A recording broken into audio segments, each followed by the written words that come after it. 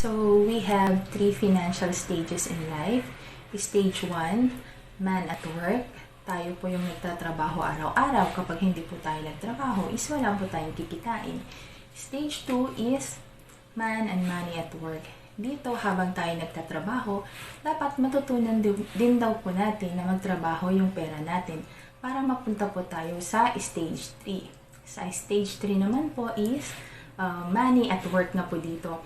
Dahil natuto po tayong mag-invest habang tayo po ay nagtatrabaho, is darating po yung time na yung pera na po natin yung magtatrabaho sa atin. Hindi na po natin kailangang magtrabaho or pumasok araw-araw. Kasi meron nang kinikita yung ating ininvest. Wag po tayong makontento na nandito lang po tayo sa stage 1 kasi ang katawan naman po natin is iisa lang.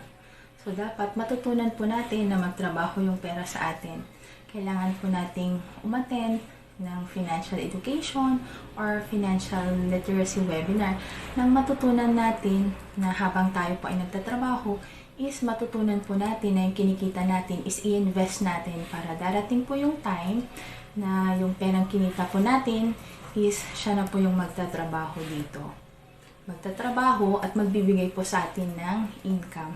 So, meron po tanong dito, saang stage na po yung pinakamasarap? At ang tanong pa na isa is, nasang stage na po tayo ngayon? Kung gusto nyo pong matutunan kung paano mag-work yung pera po natin, comment ka lang.